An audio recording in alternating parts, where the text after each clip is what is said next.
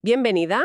Hoy nos metemos de lleno en un pilar, vamos, fundamental de nuestra cultura, el arte de la antigua Grecia. Hemos estado mirando fuentes, textos que tenemos y bueno, la idea es explorar ese mundo que nos dejó la vida en la ciudad, un concepto de belleza que, revolucionario y las bases de cómo pensamos hoy, ¿no? Exacto. Vamos a hablar de esas civilizaciones que llamamos clásicas. Y a ver si entendemos por qué eso de clasicismo o órdenes clásicos o filosofía clásica sigue tan presente. La misión, si quieres, es desgranar un poco las claves de este arte, desde el principio hasta el final. Queremos que sea algo educativo pero ameno, claro. Genial, porque el viaje es largo, ¿eh? Desde esas culturas un poco misteriosas de antes, las prehelénicas, hasta la pasada de la Acrópolis y esa búsqueda de la perfección casi matemática en la escultura. Venga, pues vamos a empezar por ahí. Antes de la Grecia de los templos blancos y los filósofos estaban Creta y Micenas. ¿Qué tenía de especial ese arte del Egeo, el minoico micénico? Pues mira, nos vamos al tercer y segundo milenio antes de Cristo. Por un lado, la cultura minoica, en Creta. Era una gente muy de mar, ¿sabes? Comerciantes, unas talasocracia, vamos. Y su arte lo refleja. Es como abierto, alegre, les flipaba la naturaleza, todo muy refinado.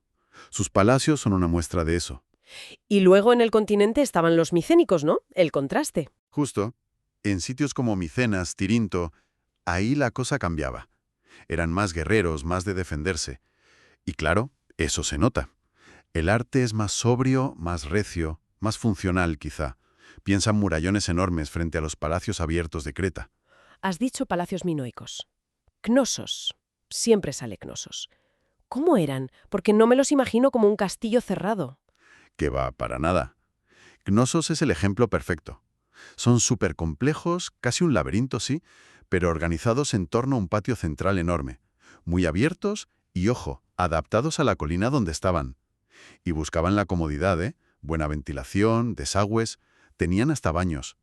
Usaban muros de mampostería, pero reforzados con madera, que eso iba general para los terremotos. Y esas columnas tan típicas suyas, más anchas por arriba. ¿Y dentro? Los frescos. Dicen que eran súper coloridos. ¿Qué pintaban? Eran una pasada de vivos, sí.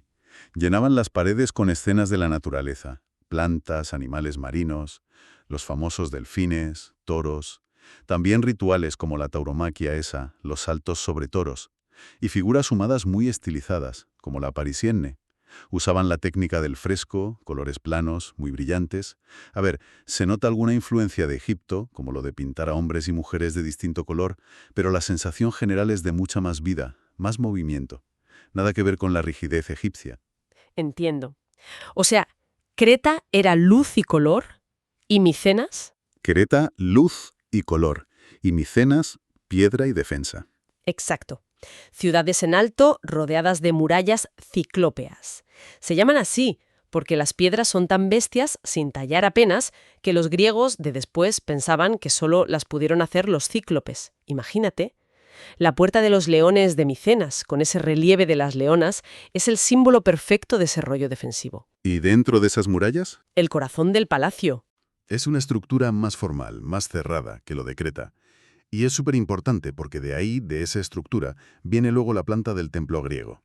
Ah, y no nos olvidemos de las tumbas, los tolos, como el tesoro de Atreo. Unas cámaras redondas con unas falsas cúpulas impresionantes. Pero estas culturas tan potentes desaparecieron. ¿Se sabe qué pasó? Pues el final llegó sobre el 1200 a.C. No está súper claro, ¿eh? Se habla de invasiones, quizá los dorios, o catástrofes naturales, o una mezcla. El caso es que desaparecen y Grecia entra en una época oscura, casi 500 años, hasta que vuelve a resurgir ya de otra manera. Y ahí llegamos a la Grecia clásica. ¿Qué es lo que cambia para que surja ese arte tan diferente? El cambio gordo es la polis, la ciudad-estado. Eso lo cambia todo. Nace otra forma de pensar, más racional, poniendo al hombre en el centro, el antropocentrismo, y buscando la belleza ideal. Pero una belleza basada en el orden, la medida, la proporción matemática. El arte griego clásico está hecho a la medida del hombre, para el hombre. Buscan la armonía, el equilibrio, el cosmos frente al caos. ¿Entiendes? Sí, sí. Y eso se ve clarísimo en la arquitectura. ¿Cuáles son las claves? Pues es una arquitectura, digamos, sencilla en su estructura básica. Elementos verticales que sujetan elementos horizontales, o sea, columnas y dinteles. Es lo que llamamos arquitectura adintelada. El arco y la bóveda no los usan. Eso ya vendrá con los romanos. El material estrella, sobre todo a partir del siglo V a.C., es el mármol. Pero su gran legado, lo que define la arquitectura griega a la vista, son los órdenes: dórico, jónico y corintio. Los famosos órdenes, que no eran solo decorar, sino un sistema completo, ¿verdad? Exacto, eso es. Son sistemas normativos. Establecen cómo se relacionan todas las partes, con proporciones fijas, matemáticas, entre la columna y lo que aguanta arriba, el entablamiento, para buscar la armonía visual total. Resumiendo mucho. El dórico es el más antiguo, el más sobrio, como más masculino, ¿no? La columna no tiene basa, sale directa del suelo, el capitel súper simple, y el friso de arriba alterna triglifos y metopas. Vale. El jónico, más esbelto, más elegante, como más femenino. Viene de Asia Menor. El capitel tiene esas volutas, como rollos. Sí tiene basa. Y el friso es una tira continua con relieves. ¿Y el corintio? El corintio es más tardío y el más decorado. El capitel es como una cesta llena de hojas de acanto, muy ornamental. A los romanos les encantó este. Entendido. Y estos órdenes los vemos sobre todo en el edificio estrella, que es el templo. ¿Cómo era un templo griego por dentro y por fuera? A ver, el templo griego es la casa del dios, no un sitio para que se junte la gente a rezar como una iglesia. Por eso, por fuera es súper monumental y por dentro más sencillo. Se levanta sobre unas gradas, el crepis. La planta suele ser rectangular, dentro lo básico es la naos o cela, donde estaba la estatua del dios. A veces tiene un porche delante, la pronaos. Lo que más cambia es cómo ponen las columnas por fuera. A veces solo delante, a veces delante y detrás, pero lo más típico es que rodeen todo el templo. Eso es períptero. Y según las columnas que tengan en la fachada, pues hexástilos si son 6, octástilos si son 8. Y antes de llegar al momentazo del clasicismo, ¿qué destacarías de la época anterior, la arcaica? Pues en la época arcaica, hasta el 500 a.C. más o menos, es cuando empiezan a hacer los grandes templos dóricos en piedra. Todavía son un poco pesados, ¿sabes? Están buscando esas proporciones. Los vemos en santuarios importantes como Olimpia o Delfos, y también en las colonias de Italia. En Paestum hay unos templos dóricos que son una pasada. Y entonces, ¡pum! Siglo V, Atenas, Pericles, la Acrópolis. Ahí es donde todo explota, ¿no? Totalmente. La Acrópolis de Atenas, reconstruida después de ganar a los persas, es el culmen, la cima del clasicismo. Es un conjunto que te deja sin palabras. La entrada, los propileos, monumental. El pequeño templo de Atenea Nike, jónico, súper elegante. El Erecteon, que es más complejo, con la tribuna de las Cariátides, esas columnas con forma de mujer. Y claro, la joya de la corona, el Partenón. El Partenón. Es que ves imágenes y parece perfecto. Has dicho que buscaban la armonía visual. ¿Cómo lo hicieron tan bien? Es obra de Ictinos y Calítrates, dos arquitectos geniales, con Fidias supervisando toda la escultura. Es un templo dórico, períptero, octástilo, de mármol blanco del Pentélico. Pero lo increíble es que esa perfección que vemos no es matemáticamente exacta. Usaron lo que llamamos refinamientos ópticos. Refinamientos ópticos. En plan, ¿trucos visuales? Exacto. Para engañar al ojo y que lo veamos perfecto. Sabían que si haces una línea recta muy larga, nuestro ojo tiende a verla un poco curvada hacia abajo. Así que curvaron un poquito hacia adentro las líneas horizontales de la base y del entablamento. Una locura. Y las columnas no son rectas. Se inclinan un pelín hacia adentro para que no parezca que se van a caer. ¡Ostras! Y las de las esquinas son un poquito más gordas, para que con el cielo detrás no parezcan más finas. Incluso el fuste de la columna, el cuerpo, se ensancha un poco en el centro, la éntasis, para que no parezca más delgada por la mitad. Todo calculado para la percepción humana. Querían que se viera perfecto. ¡Qué fuerte! Construir para cómo vemos, no para cómo es geométricamente. Es potentísimo eso. Y después de este clímax, ¿qué pasa con la arquitectura en el helenismo? El helenismo, que va desde finales del siglo IV a.C. hasta que llegan los romanos, es una época de expansión. La cultura griega se extiende un montón con Alejandro Magno, pero ya no hay un centro tan claro como Atenas. El arte se vuelve más variado, a veces más espectacular, más grande, se usa mucho más el orden corintio, se mejoran otros edificios, como los teatros, el de Epidauros, un ejemplo increíble de acústica y visibilidad.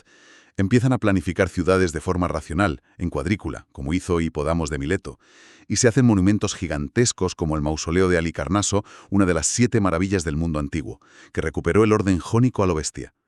Muy bien. Hemos visto la arquitectura. Vamos a la escultura. Aquí sí que el prota absoluto es el cuerpo humano, ¿no? Sin ninguna duda, si en Egipto la figura humana estaba muy atada al faraón o a los dioses, en Grecia se convierte en el tema central. Quieren representar al ser humano, sobre todo al hombre al principio, en su belleza ideal, una belleza física que refleja una perfección interior, moral. Y claro, para eso necesitaban dominar la técnica que flipas, tanto el mármol como el bronce a la cera perdida, y aplicar un canon. El famoso canon. ¿Como una fórmula matemática para ser guapo? Algo así, sí. La idea es que la belleza está en la proporción, en la armonía entre las partes del cuerpo. Se coge una parte, normalmente la cabeza, y se ve cuántas veces cabe en el total del cuerpo.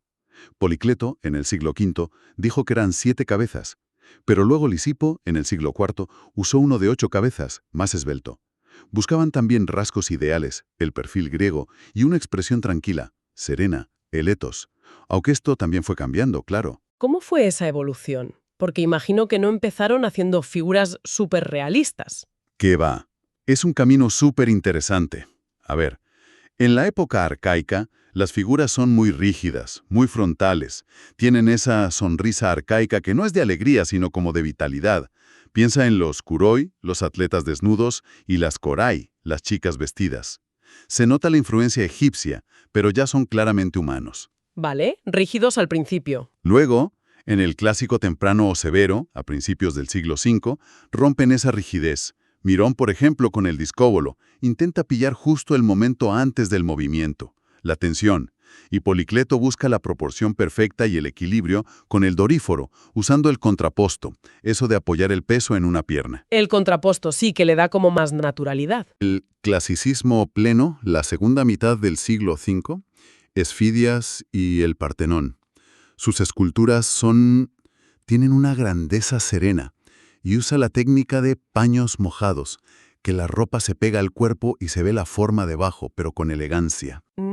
Sí, recuerdo esas figuras. Y en el clasicismo tardío, el siglo IV, esa calma se empieza a romper. Escopas mete el patos, la emoción, la angustia, con caras más expresivas.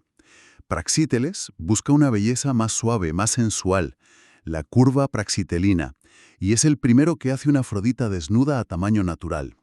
Y Lisipo, que era el retratista de Alejandro Magno, busca más realismo y ese canon más esbelto. Sus figuras ocupan el espacio de otra manera, como el apoxiómenos, el atleta limpiándose. Entendido. De la rigidez a la perfección serena y de ahí a explorar la emoción y una belleza más cercana, quizá. ¿Y el helenismo? ¿Qué pasa con la escultura ahí? Pues el helenismo lleva a la expresividad al límite.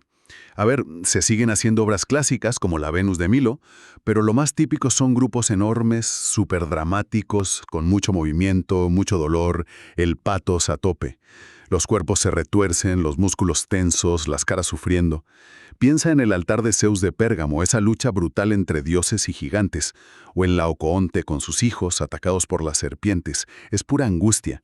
O la victoria de Samotracia, que aunque no tiene cabeza, qué fuerza, qué movimiento con las alas y la ropa mojada por el viento. Es un arte mucho más teatral, más emocional. ¡Jo! ¡Qué viajazo! Desde el color de Creta y los muros de Micenas, pasando por esa búsqueda loca de la perfección matemática y la belleza ideal en la Grecia clásica, tanto en edificios como en esculturas, hasta llegar al drama y la variedad del helenismo. Se entiende perfectamente por qué este arte nos sigue marcando tanto. Claro. Es que conceptos como los órdenes, la proporción, el canon de belleza, la idea del hombre como medida de todo, incluso la propia idea de lo clásico como modelo de equilibrio y excelencia, todo eso nace ahí y moldea toda la cultura occidental. Roma lo coge, lo adapta, lo expande y luego vuelve a salir en el Renacimiento, en el neoclasicismo. Nos ha marcado la forma de ver el arte durante siglos, sin duda. Entonces, pensando en hoy, ¿qué nos llevamos de todo esto? Da que pensar, ¿eh? Pues Nina, una reflexión interesante podría ser justo esa. Los griegos nos dejaron esa idea tan potente de un ideal de belleza único, basado en la armonía, en la proporción, en una perfección física muy concreta. Y ha sido súper influyente. Pero, ¿cómo encaja eso con nuestra mirada de hoy? Que valora mucho más la diversidad, la expresión personal, romper los cánones. ¿Seguimos buscando, aunque no nos demos cuenta, un canon de belleza en nuestra sociedad? Aunque sea otro distinto. ¿O ya hemos abrazado del todo esa expresividad más variada, más emocional, que, curiosamente, ya empezaba a asomar en el propio arte helenístico? Ahí lo dejo, como pregunta final.